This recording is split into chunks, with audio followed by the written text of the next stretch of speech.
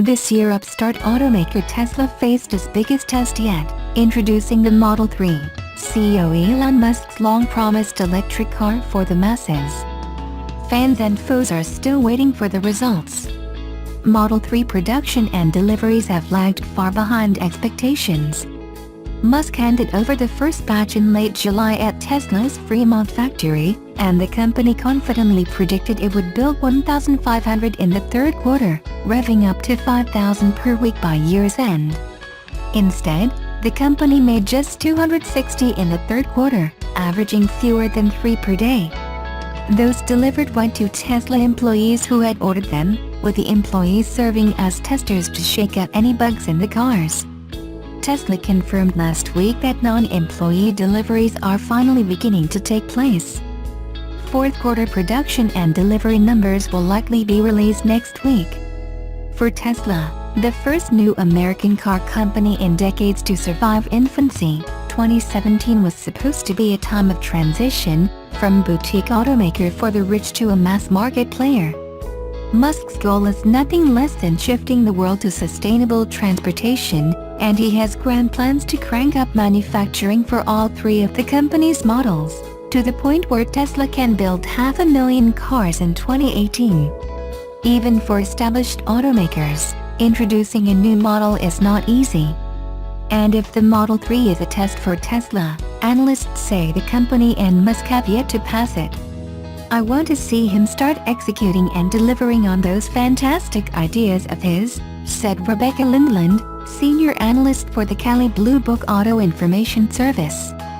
She has a personal stake in Musk's ability to deliver. She's one of an estimated 400,000 people who put down $1,000 apiece to reserve a Model 3. I'm somewhere in the 300,000 range, so I'm not waiting in my driveway, Lindland said. Elon tends to overpromise. When he does deliver, it's usually pretty good. The Palo Alto company gave true believers plenty to savor this year. Even as the company worked to ramp up Model 3 production, Musk unveiled the design of an electric semi-truck in the revamped version of its original car, the Tesla Roadster. The Model 3 itself wowed early reviewers with its spare interior, whose dash has almost no controls other than a broad touchscreen. The company also plugged the world's largest lithium-ion battery pack into Australia's electricity grid to guard against blackouts. Musk promised Tesla could complete the installation in 100 days or the pack would be free. The job took 60 days. Tesla installed a smaller grid-tied battery pack in Southern California, and used a combination of solar panels and batteries to restore electricity service to a children's hospital in Puerto Rico, after Hurricane Maria demolished the island's power grid. And yet, the Palo Alto company continues to bleed money. Tesla has only recorded 2 quarterly profits in its 7-year history as a publicly traded company. For the first 9 months of this year, Tesla lost $1.29 billion, compared to $553.6 million during the same period of 2016, as the company labored to expand production. Bloomberg estimated last month that the company was burning through $8,000 per minute. The free cash burn has been very large this year, said David Whiston, an equity analyst for the Morningstar research firm. It's more than a sense that it's getting worse, the math is there, every quarter. But those continued losses have not weighed down the company's stock. Neither has the Model 3's slow rollout. Tesla shares soared nearly 50% this year, trading well above $300 per share most of the time. You're buying this because of what you think the company is going to look like in 2030, not how many cars they ship next quarter, said Whiston. We think the company should issue more equity now to deal with the cash burn. Balance sheets are the kind of thing nobody talks about until it's too late, so I'd rather see them take that risk off the table.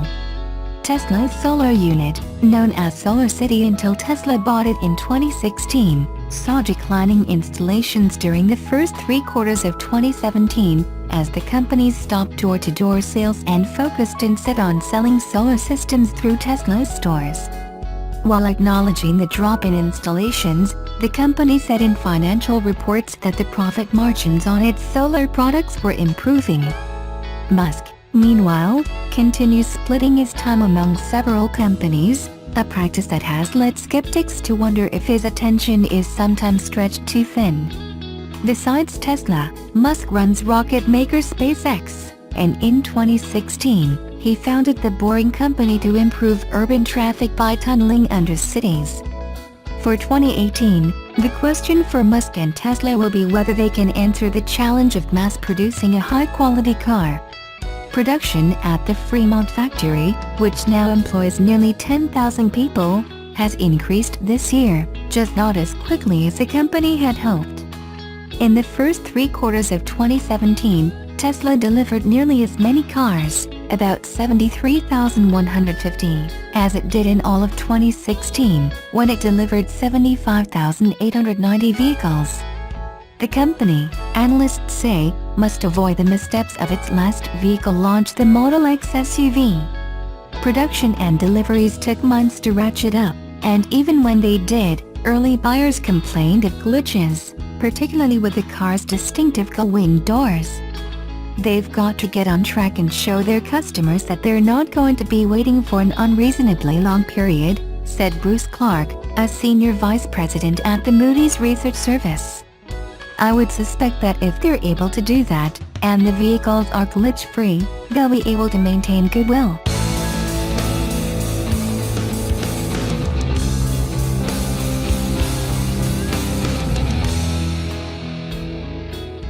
A new electric truck startup came out of stealth this week to announce its plan to bring its heavy-duty electric vehicle to market before the Tesla Semi hits in 2019. Thor Truck's prototype, the ET1, is a Frankenstein built from parts cobbled together from other tractor-trailers.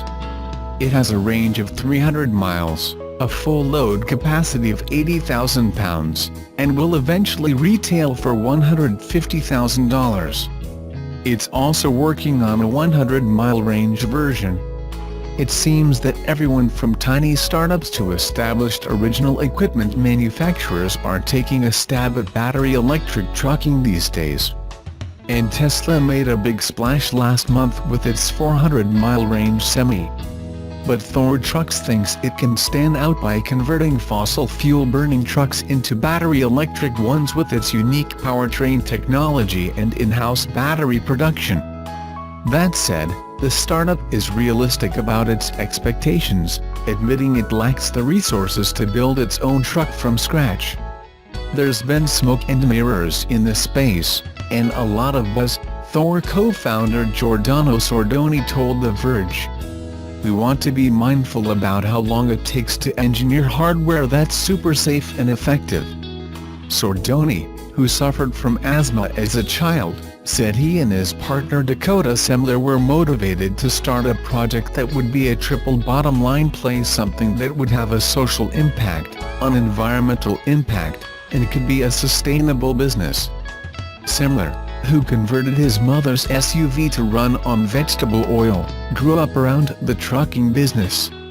His family owned a fleet of 150 trucks based out of Riverside, California. An electric truck startup seemed like a perfect fit. This checked all the boxes, Sordoni said. Their prototype is called the ET1. The chassis comes from a Navistar commercial truck. It uses heavy-duty Dana axles and an off-the-shelf motor from supplier TM4. They decided to build their own battery modules from cells and packs purchased from a vendor. We don't want to literally reinvent the wheel, Sordoni said. We don't have a billion-dollar factory set up in Nevada. This modest approach may serve them well in an industry wary of hype. Unlike the passenger vehicle market, fleet owners and delivery companies are motivated by cost savings and economies of scale. And there's a lot of baked-in skepticism about electric vehicles, thanks to concerns about weight and the amount of time it takes to charge a vehicle. We understand the thinking in the trucking industry, it is what it is, Sordoni said. It's not broken, but we want to help modernize it. Thor is tiny compared to its competition, with just 18 employees. Meanwhile, giants such as Cummins, Daimler, Bosch, Tesla, and Toyota are all working on their own green semi-trailers. Thor is trying to take advantage of the glut of EV talent in Los Angeles to build up a larger team, recently poaching engineers from Navistar, US hybrid, and electric bus manufacturer BYD. The ET1 is no static concept. The co-founders recently demonstrated its towing capacity in a short drive around LA, pulling around 60,000 pounds of cargo. And they hope to test the Class 8 load limit of 80,000 pounds soon. That said, Thor says it will build a scaled-down, medium-duty truck too, which will be good for short hauls between a port and an urban center. A lot of players are coming in the commercial EV industry, because it's a good time to get into it, Sordoni said. In comparison to other folks, I think what we're talking about is all super reasonable.